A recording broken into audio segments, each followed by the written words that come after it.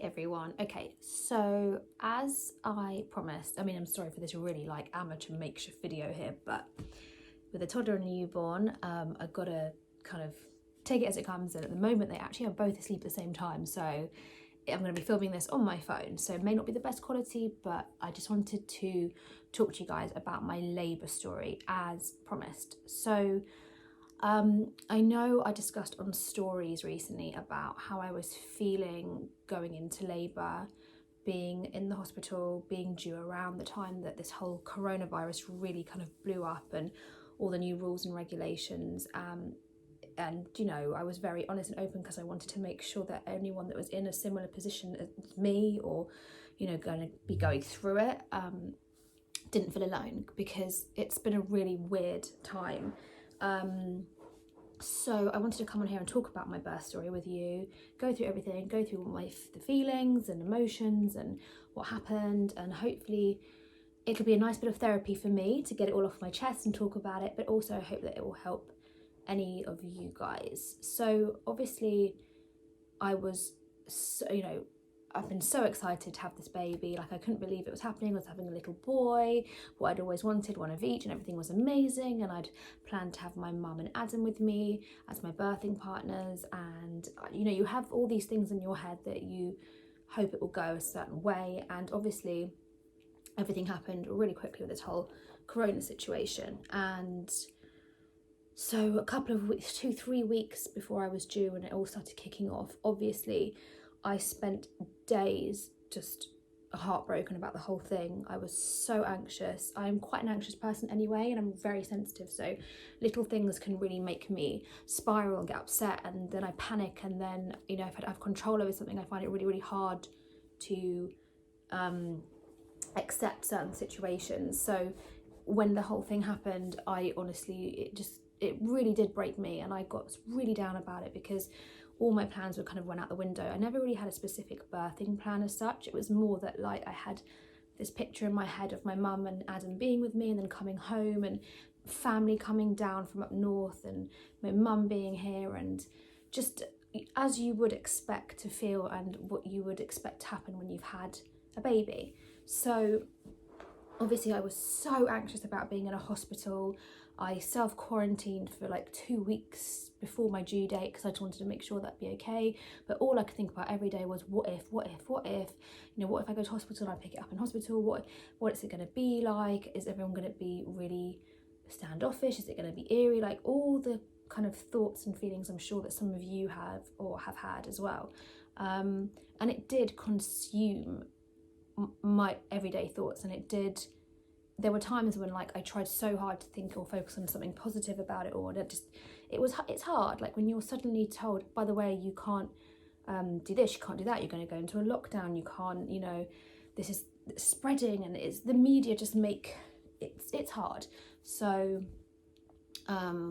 when I learned that the hospital I was at, which was UCH, were bringing in new rules, that really did it for me. So they, when I went to an appointment there, like a midwife appointment, they told me that around the time I'm due, they're going to be introducing new rules, which means that I can only have one birthing partner, and I can't have any visitors before or after labour. So even after I'd had my baby, I can't have anyone come to the ward, I can't have Delilah come, and you know, if I had any other appointments before my due date, I'd have to come on my own. And it was really, really disheartening, and it was so upsetting. And I mean, obviously, thank God I could have Adam there, that he could stay, but you know, it really did dampen my experience. And then after a while, I really had to get my head around the fact that things weren't going to change, and it is what it is, and there's nothing we can do, and we have to do these things in order to protect our loved ones and protect ourselves and our families, and we didn't have a choice. So in the end, like, I had to really try and tell myself that it's a situation I can't change. I can't control the past, I can't control the future, I can just control the day, and to take it day by day and focus on the positive, which is having a baby, what a blessing that is, and bringing a baby into the world, and then coming home and being with my family. And then obviously being told that when you've had the baby, you're gonna have to come home and self-quarantine, and you can't have any visitors, and it's shit. And you know, it was a lot to take in, and I was so emotional about it. And you know, like I said, it got nearer to my due date and there was nothing I could do. So at the end of the day, all my advice as well is, like I just said, focus on the now, focus on the positives. It's a shit situation if there are going to be changes in your labour plan, like your birthing plan, if there's going to, you know, changes when you come home and you can't see anyone, but there's nothing you can do. So you just have to focus on the then and the there, focus on the fact that you are going to be having a gorgeous new baby and you're going to bring that baby home, and the silver lining is that you can have that time to bond with your baby. You don't have any guests and hassling you. You don't have to feel guilty for having visitors. It can be you and your partner and your new baby, or your children, or however many you have, getting to know each other, new family dynamics, having that time spent together. So anyway, the morning I went into labour, I honestly thought I was going to be late. And I had it in my head, I was like, do you know what? And that's another thing, by the way, which I'm sure some of you feel as well. I couldn't decide whether I wanted this baby to come soon and just get out of me so that I could bring him home and protect him, or if I wanted him to stay in as long as possible so that maybe by the time he was born, things would start to die down. And it was a constant battle in my head of the whole, you know, which I'm sure some of you have probably felt as well, or are feeling. There isn't a right or wrong, and the baby's going to come and the baby's come. And one thing I do believe in is everything happens for a reason. I do believe in fate, and situations happen for reasons. So yeah, I remember I was on like a FaceTime with some of the girls, some of my friends, and you know, we were laughing about the fact this is the new way of socialising of 2020. And I remember saying to them, I just don't think this baby's coming anytime soon. And then that night, at about, what time was it? 9:30 in the evening, I was getting like a lot of Braxton Hicks. I get Braxton Hicks all the time anyway. I had them with Delilah. I know what they're like. I get them all the time. I had them from 16 weeks with both pregnancies, but this time they were coming every 5 minutes, and they were definitely Braxton Hicks. They were not contractions, but they were coming every 5 minutes for a good couple of hours. And I said to Adam, I was like, this is a bit weird because normally they ease up and they're quite sporadic throughout the day. They're not this constant. And he was like, oh, so what do you want to do? I was like, well, nothing. They're Braxton Hicks, but it could be a sign of something happening. Anyway, 2 hours later, they were still going. And I just said to Adam, look, do you know what? Let's just go to sleep. It was midnight by now. Let's just go to sleep and we'll see what happens. But you know, like, I feel like you just know, you have a feeling, your gut. Like I had this feeling in my gut that something was happening. So turned off TV, turned the lights off, went to bed, and out like that, out of nowhere, it just changed. And all of a sudden it went from what, you know, a Braxton Hicks feels like to more of a period cramp, like very low down in my abdomen and kind of down on my lower back. And it was not unbearable at all. It was like a bad period cramp, but it was I couldn't sleep. So it was uncomfortable enough for me to be like, you know, not to be comfortable. So I said to Adam, I was like, I actually think I'm having contractions, because with Delilah I was induced. So I knew what the contractions would feel like, but I'd never got into labour naturally. But you just know. And I said, yeah, these are definitely, it's turning to contractions now. So he was like, like jumping up, what do you want to do? So I was like, let's just get our stuff together. It was like 12:30 by now. We got all my bags together just in case we needed to make a quick dash for it in the night. My mother-in-law knew that like she was on call to look after Delilah when I went into labour. She'd also been self-quarantining to get ready. I mean, even that in itself, even I was panicking about Delilah and who's she going to be with when I go into labour, and is, you know, is whoever she's going to be with, are they going to be safe? Are they going to be carrying anything? Like all these thoughts, which I'm sure you guys in the same position have been feeling too, or did feel. I felt them too, and it was petrifying. But luckily my mother-in-law and my father-in-law had been really, really careful, so I knew that she'd be safe with them. So if you are worrying about something like that, if you have decided that your firstborn, or if you've got two, however many, that your current children are going to be staying with your in-laws or friends or whoever, just have that chat with them and make sure that they've been careful and self-quarantining, just to put your mind at ease as well. So yeah, so we packed our bags, got ready, and then an hour and a half later I called UCH and I told them what's going on, and they were like, oh, okay, because it's your second pregnancy, maybe you should come in and get checked. And just as I was about to call my mother-in-law, they just stopped, completely stopped, at about 2 a.m. out of nowhere. And I was like, oh, and it was a bit of a downer. So I said to Adam, I'm going to go to sleep. Let's just try and go to sleep, see what happens. So I got into bed, and there was, you know, they'd stopped. And an hour later, I fell straight asleep. An hour later, woke up, went to the toilet, and I felt like a gush of a small amount of water coming out, and I lost quite a bit of my plug. And I knew, I was like, okay, yeah, this is happening. So we called my mother-in-law, we called UCH back, they said, come straight in, let's check you out. And I got to UCH at about 4:30 in the morning, and they had a look and they were like, yeah, you're already 2 centimetres, nearly 3, and they gave me a sweep, and they were like, let's just see what happens and get things moving, because I'd still had, the contractions had still stopped. And at this point I was nervous, and actually when I went into UCH, even though it was a very surreal experience, I was glad they were doing it. When I got to the entrance of the maternity ward, there were like 3 security staff at the doors. They ask you questions. Have you got any symptoms? Have you been around anyone who has symptoms? They make you, and I was wearing like gloves and a mask. I was like, yeah, they're like, take your gloves off, please. We need to sanitize your hands. And it was great. And I loved the fact they were doing that. But it is weird, and the whole situation is surreal, and you will find that when you go into your hospital to give birth that you'll notice changes and you'll notice a difference, but it's for your own benefit, and just try and focus on that and remember that everything they're doing is for you and for them and to protect everyone. So yeah, that happened, and they were like, wait, hang around for a couple of hours and let's see if your contractions come back. So I hung around, they gave me a ball, got to about 7:15 in the morning, and I was still not really getting, I maybe had 2 contractions in 2 hours. So the midwife was like, listen, do you want to just go home, because this could take days? And I was like, no, I don't really want to go home, because I'm here now and this is my second baby, and I know it could come, because another midwife said it could literally come on like that, and that's it in a matter of seconds, 0 to 100, you could go into labour out of nowhere. And because I don't live near UCH, I didn't want to take that risk, and also I didn't want to go home after being out in a hospital and the whole corona thing, and then seeing Delilah and her being like, oh, you're back, where have you been? And then going back to hospital. So I had all these worries and concerns that I just wanted to stay in the hospital. I was there now, I didn't want to leave. I didn't want to make myself more stressed and anxious. So the midwife was so lovely. It was very quiet in there. It was very strangely quiet.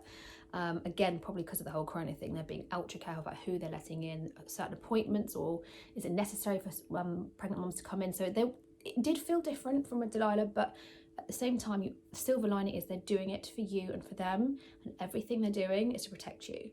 So they gave me a bed and they put me on a ward, and 12 hours, nothing. Literally, I was so annoyed. It all stopped. I didn't have any contractions for 12 hours. I was laying in this bed, and it got to like 4 o'clock, and I was like, Adam, this is ridiculous. They're so going to send me home. And I was so disheartened. I was fed up and annoyed. Anyway, I went to go and get the midwife, and she was like, I'm just going on a break. I'll come back in half an hour and we'll have a chat and we'll see what to do.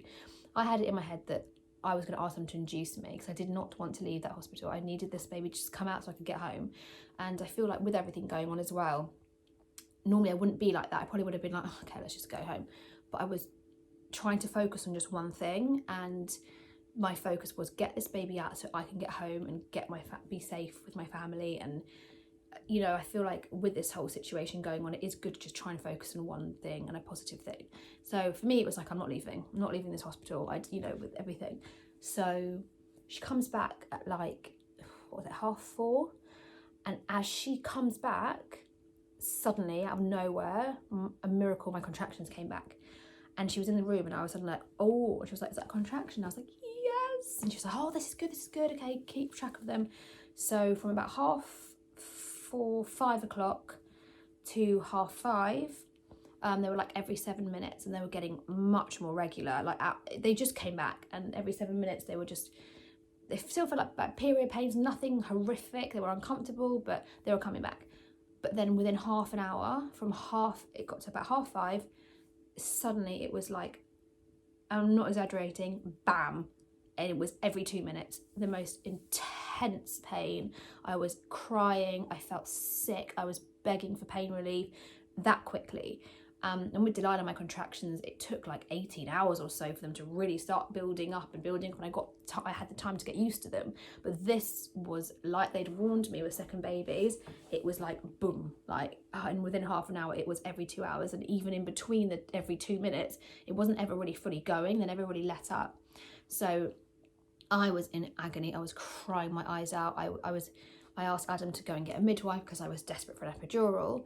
And by now it was about 6:30, 6:15. It had been 45 minutes-ish, 45 minutes. really intense contractions out of nowhere. It was awful. So the midwife came in and she was like, okay, well, let's check you over and then we'll see if we can get you an epidural.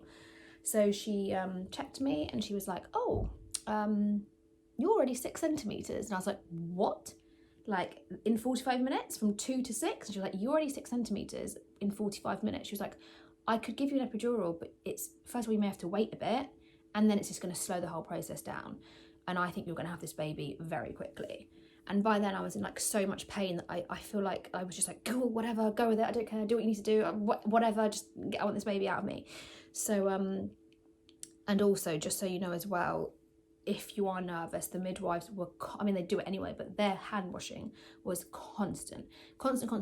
And I was asking so many questions. I was not scared to ask questions. I asked the same questions to all different midwives just to reassure me. So if you do need reassurance, ask away. Like when the midwife came in to check me, I was like, I'm really sorry, this is so awkward, but have you washed your, like, it sounds awful, but I was like, is this safe? Like, I'm really worried about, being so close to people with everything going on. And it was uncomfortable to ask the questions, but they're used to it, and who gives a shit, really? Because if it's going to make you feel better, ask the questions. And I did.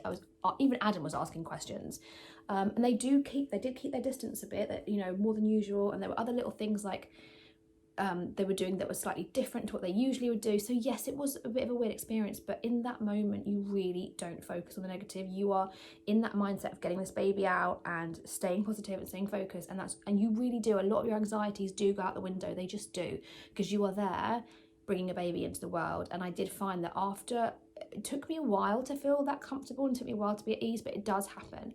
You just have to keep focusing. So yeah, she was like, you're 6 centimetres, let's just go to the birthing centre. And I was like, oh my God. And Adam was like, are you sure? And I was like, I was in so much pain that couldn't be able to argue.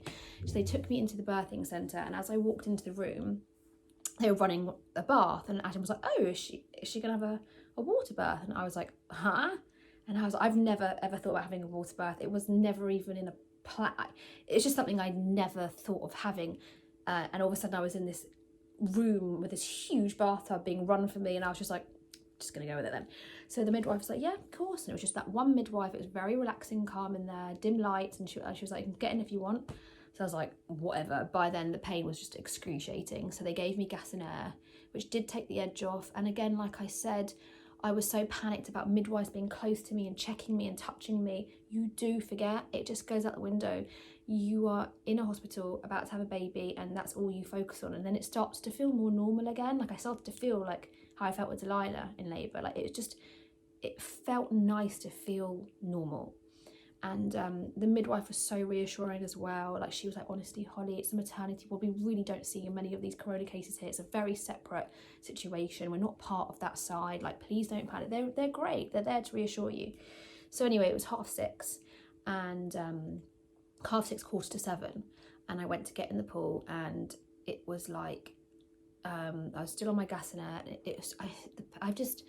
I've never felt pain like it. And like looking back now, I think the experience I had was incredible, but it was not one I had planned at all. I was going to have an epidural. Anyway, you can see how it's very soothing and very calming, and the warm water is really relaxing and helps your muscles relax. But for me, by then, I was in so much pain already that, to be honest, wasn't doing anything. And I'm slipping and sliding everywhere. I'm grabbing onto Adam's t-shirt, screaming and like begging him for help. But I feel like I can see why some women want to start in there and then get out, or they want, because it is it's a very different feeling to being on a labour ward. It's a much more calming and relaxing feeling. So I can see that. But for me, I was too far gone.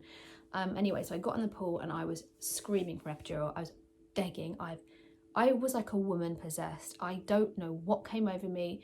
Adam was just incredible. Like, I pretty much was holding onto his t-shirt, clinging onto him for dear life, pulling him into the bath with me. His face was pretty much in the water. And he was like, Holly, you need to let go. And I was just begging for help. I was screaming and I was begging for help, and I was trying to get out of the bath. I was like scrambling out the bath, slipping everywhere. And the midwife was like, stop and breathe, because you can't have, this is it now, the baby's coming. So it was like 7:30, and I'd already got to 10 centimetres. So from 5:30 to 7:30, 2 hours, 10 centimetres, all it all kicked off. So as I was like about to try and get myself out this bath, I was screaming. I was like, just get forceps, get anything, just get it out of me. I can't do it anymore. I suddenly just felt this urge to push, and I was like, oh my God, he's coming. And so they get like a mirror. It's like what you see in One Born Every Minute. It literally was like that. So they get this mirror, and they're like, and she's like, look, you can see his head's coming. And I was like, it's just the most surreal, incredibly surreal experience and feeling. And by then I wasn't actually using the gas and air because I was all over the place in the bath, holding on to Adam. I couldn't hold on to the gas and air at the same time, and I just chucked it on the floor. So by then I wasn't using anything, and I just went for it. I just had to push, and it's I mean, do you know what? I don't want to go into too much detail about the pain, so I'm sure you mums would know anyway and know. So yeah, I just pushed, and again I was screaming, telling them I can't do it. Poor Adam was crying and pulling himself together because he hated seeing me in that state, and he knew that obviously it was upsetting for me to not have my mum there. But like I said, in the moment I didn't even think about it. Like I wasn't even, all the anxieties and the worries I had, and I thought I'd be like, I want my mum, where's my, and I just, you know, I didn't. And you're just in that moment with your husband, and you're just focusing on getting this baby out. So anyway, I was pushing and finally got the head out, and it really is, that was an amazing experience actually, because even though I didn't want a water birth and I actually wasn't enjoying the experience at all, once that hard part is out, there's something really peaceful and amazing about it. And I think that it's such an incredible way for a child, like a baby, to be born into the world, because it's just not so traumatic when they've got doctors pulling their heads out or forceps, or do you see what I mean? And it was, for him, it must have been a much nicer experience. And like I'm sitting there and there's just like TMI, but this head like floating out of me, and it was, the midwife was amazing. It was just her. She was like, okay, next contraction you're going to push the shoulders out, which will be a bit uncomfortable, but then he will just slide out. So next contraction, push the shoulders out, and then it's true, like it's like a fish. It just like, he just came out, but there was like no rush to grab him, and everything was so calm. And she just really slowly picked him up and like put him on my chest, and it was, like I said, I have never felt pain like it. And I was in that, at the time, like I was hating every second of it.